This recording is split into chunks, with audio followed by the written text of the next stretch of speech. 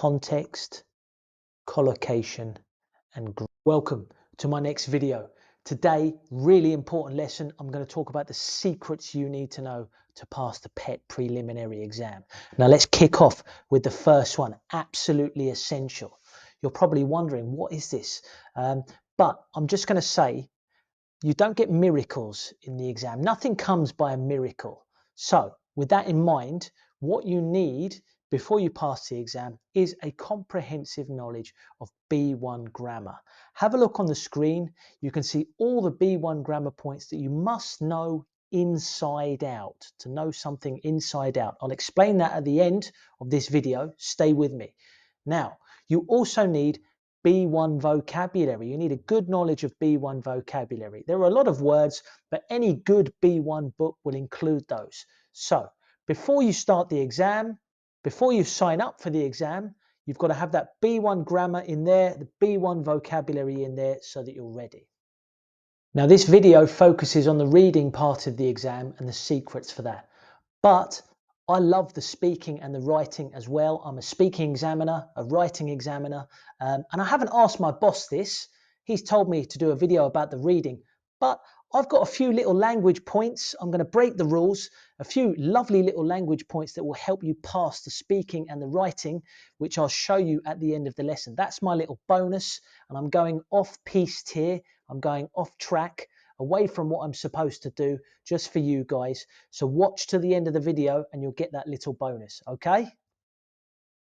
Now here, I've got a lovely little example of why both grammar and vocabulary are important. If we look at question 24 of this part of the reading, it's multiple choice. We've got to put one of the words in the gap, and we've got allowed, let, ruled, and agreed. Now, firstly, let's talk a bit about vocabulary. You allow someone to do something. So allow always goes with an object, and it is always followed by to. You let someone do something. Let is followed by an object, and then the infinitive without to. And then we've got ruled, which is just a verb on its own, and agreed. You agree on something, or you agree to do something. Now, that's a bit of the use of the preposition with the verb. We've also got the meaning of these words where the vocabulary comes in. Let and allow are very similar. It's give permission, whereas ruled means you make a decision, and agree is that you say yes to do something, or you say yes that you have the same opinion about something.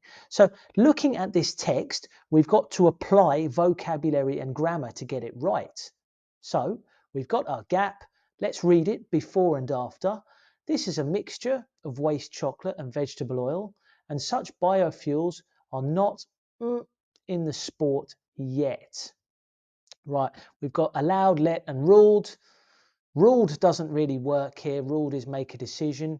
Agreed is when two people share the same opinion. That doesn't work. So that leaves us with allowed and let.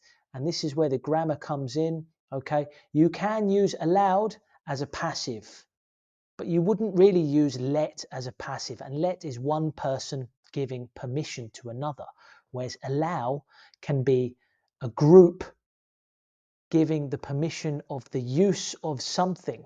So the answer here must be allowed. And you can see why I eliminated that based on both grammar and vocabulary. So grammar and vocab at B1, absolutely key. Have them down before you sign up for the exam. Next secret. I'm going to use an acronym to help you remember here. I'm going to look at part 5 again, which is quite representative of many of the questions in the PET reading. And my acronym is CCG. Remember that, especially for part 5, CCG.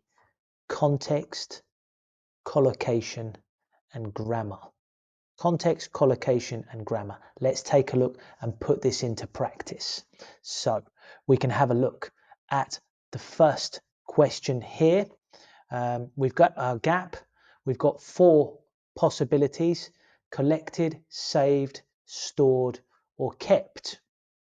This is all about context and your knowledge of vocabulary. After having their money for years, the Clark family were finally in a position to see their dream come true. Collected their money, saved their money, stored their money, or kept their money. Stored and kept mean that you look after something in a place. It's related to storing or storage or keeping something in a place. Then we have collect, which means going to different places and gathering up something. Collecting money, you would go to different places and collect the money.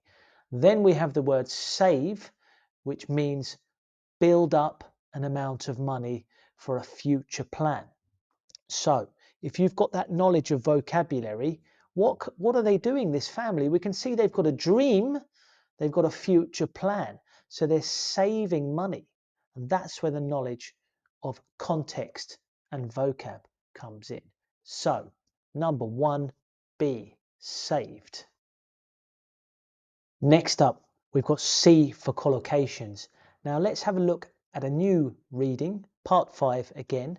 Question 3 here, you can see you've got the options of, for, by, and in. Now, if we read before, evil spirits were thought to be responsible, bad weather and disease. This is based on your knowledge of collocations. It's responsible for. Why? Responsible and for always go together. They are a collocation. They collocate together. So you need to have that knowledge of collocations, which is very much related to vocabulary at B1 level. And last, but by no means least, we've got the G for grammar. I'm going to have a look at 5 of the same reading here.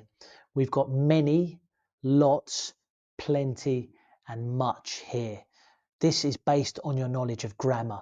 These are adverbs or adjectives, and they describe quantity, but they've got different uses. Many is for plural countables. Many cars, many people. Lots we can also use for plural countables, okay, or uncountables, lots of people, lots of beer.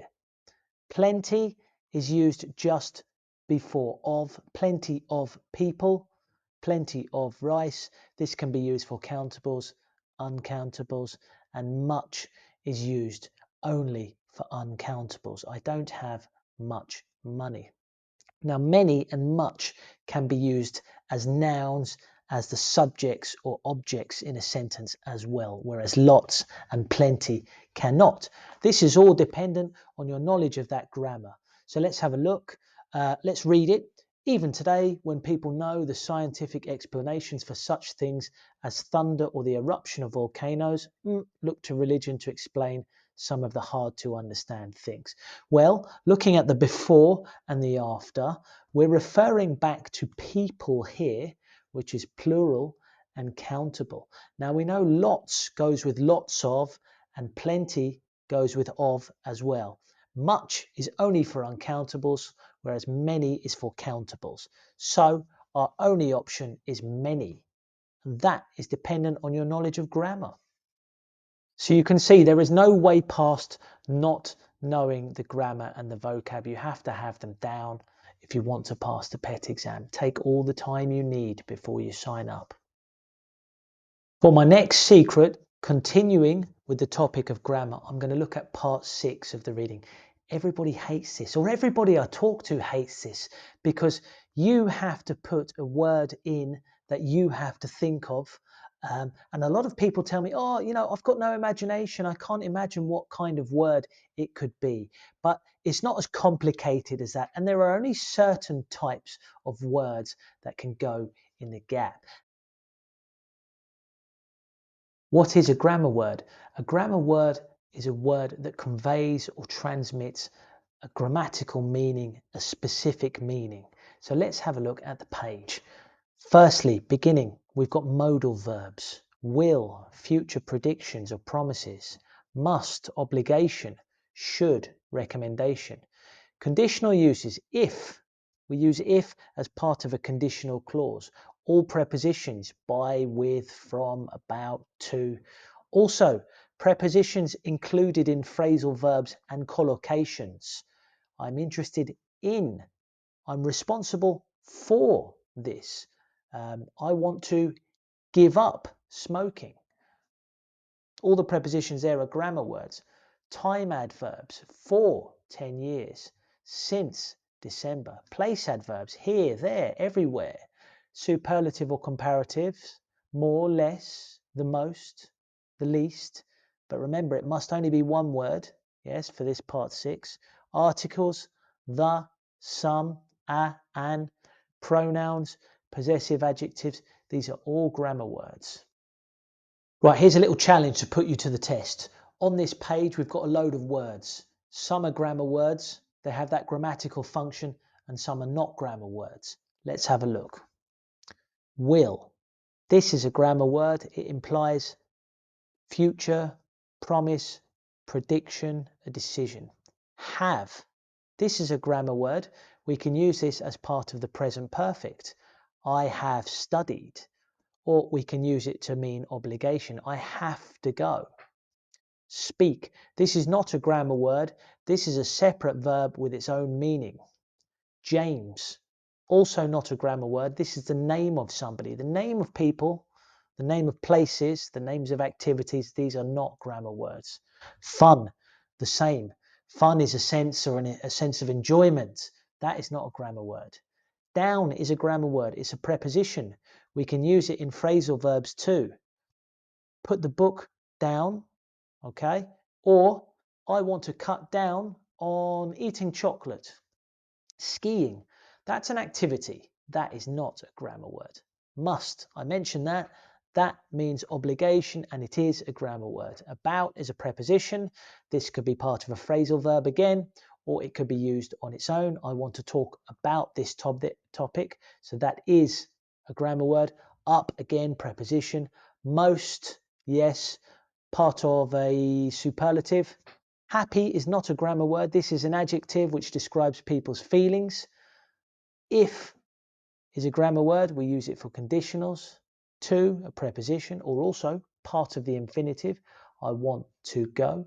And of course, for, we can use as an adverb. For 10 years, or this book is for you as an adverb. All right. So we have our grammar words and our non-grammar words, and only our grammar words can be used for this part 6. So that does help you a little bit.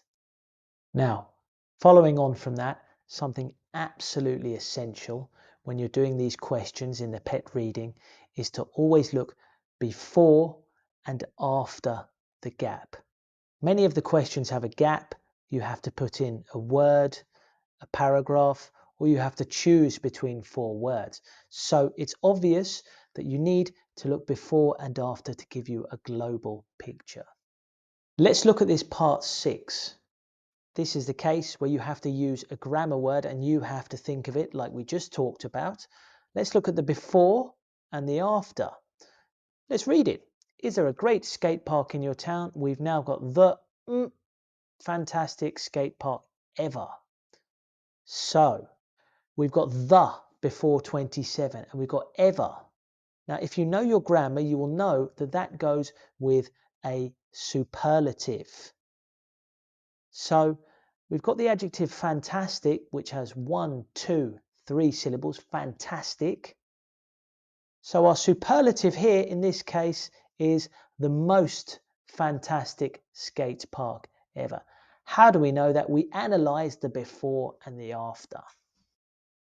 My last secret of the day before I give you my bonus language points is the answer sheet. Now, a lot of people like to write all over the sheet, label the sheet, the question sheet, which is fantastic. It helps your brain collect your ideas. You can see what you've underlined. That is very useful. But obviously, you have to transfer what you've got from the question sheet to your answer sheet, which looks like this. Now, you need a black HB pencil and you shade the answers in. Now, my recommendation is that you do this while you're doing the exam so that then you don't run out of time at the end, because you only get marked on what you write on the mark sheet. So that is essential. And for part 6, you will have to write your answers. So write in capitals, write nice and clearly. If, like me, you've got bad handwriting, you have to try to make the effort to make everything nice and clear. Because if the examiner cannot read what you've written, they cannot give you the right mark. Or they may not be able to. They have to guess, and they may guess wrong. So write nice and clearly for that part 6. I said I would go off piste and give you a few tips for the speaking and the writing. I don't know if I'm going to get in trouble with my boss, but this will be useful for you. So if it is, I'm happy. Let's have a look at these phrases. I've mentioned collocation and how some words go together with prepositions. Here are a few nice ones. I'm mad about football. In other words, I love football. I'm mad about football. I'm mad about Arsenal. I'm mad about Atletico Madrid, my favourite teams. I'm excited about this weekend.